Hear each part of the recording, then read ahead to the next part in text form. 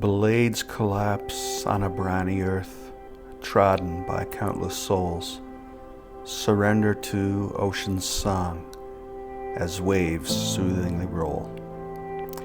Brigus is not merely a town, it is a melody etched into the granite. It's a place where the Atlantic doesn't just meet the shore, it negotiates with it. Cradled in a valley of Precambrian rock, a theater of shale and salt air. Here the narrow lanes don't just follow a grid, they follow the whims of the cliffs, winding past stone walls draped in English ivy and gardens that bloom with a stubborn northern defiance. To walk through Brigus is to feel the weight of the golden age of sealing and the echoes of the Arctic. In August, the hills turn bruised purple. The air thickens with scent of ripening fruit and the heat of the sun on lichen-covered stones. There is a specific stillness here. Brigus doesn't shout its history. It lets it seep into your boots as you tread the same paths that explorers and poets have walked for 400 years. Colorful boats gently bob, picturesque harbor soothes, rocky inlets sheltering, faces eroded smooth.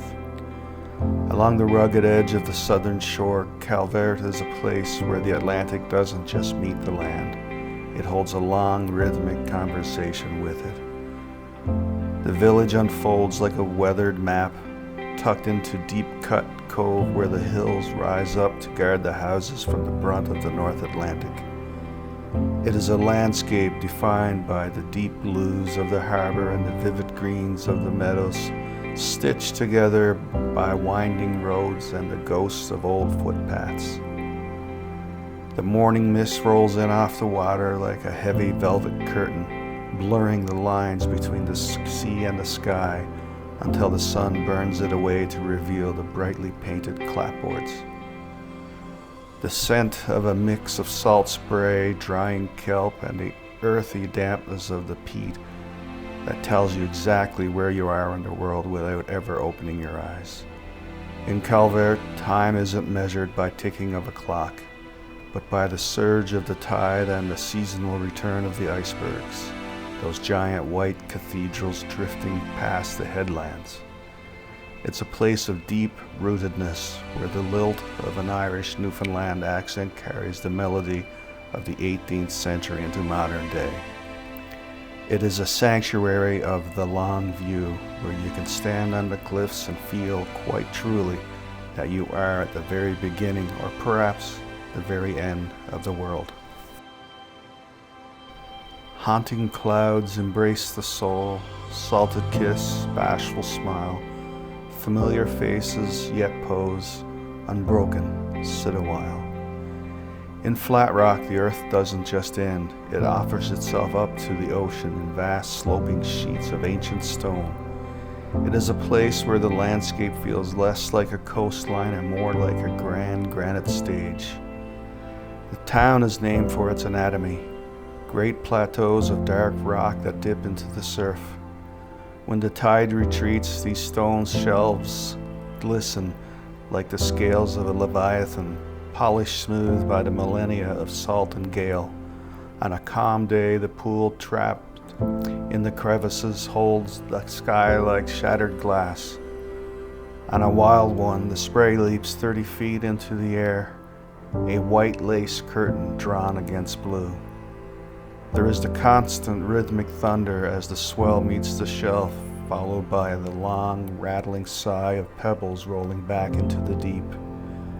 At dawn, the sun climbs straight out of the water, turning the gray stone into a palette of bruised purples and burnt orange. The air is sharp, cold, and tasting of kelp, the kind of air that fills your lungs and reminds you of home. From the heights of the cliffs, the houses look like scattered dice, huddled together for warmth.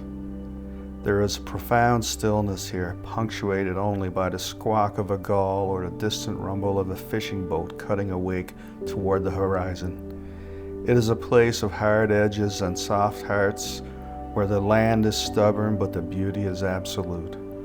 Flatrock is where the Atlantic comes to kneel, laying its heavy head upon the stone before the next great storm.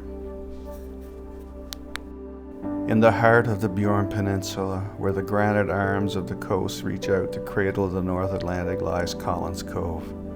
It is a place where the geography feels like a conversation between the stoic earth and the restless sea. The cove is a sanctuary of deep bruised blues and mossy greens. Here the hills don't just rise, they loom with a protective gravity draped in the rugged pelt of tuckamore and ancient stone. When the fog rolls in, like a quiet ghost seeking a place to rest, the world shrinks to the sound of rhythmic water against the shore and the distant lonely call of a buoy. The water is not a flat surface, but a breathing lung. It pulses with the tide, whispers secrets of the grand banks to the colorful dories bobbing in the moorings. The salt hangs in the air like a fine veil, seasoning every breath and silvering every wood of the stages that have stood for generations. It is never truly quiet. It is a Newfoundland silence, filled with the slap of a wave, the cry of a gull, and the low hum of a distant engine heading out into the deep. Collins Cove is a living testament to resilience. The houses, painted in defiant pops of jelly bean colors, reds, yellows, and teals, stand as bright punctuation marks against the gray mist. It is a place that reminds you that beauty isn't always found in the sunshine. Sometimes it's found in the way the harbor holds its breath at twilight, waiting for the boats to come home. To stand at the edge of Collins Cove is to feel the edge of the world, not as a drop-off, but as a beginning.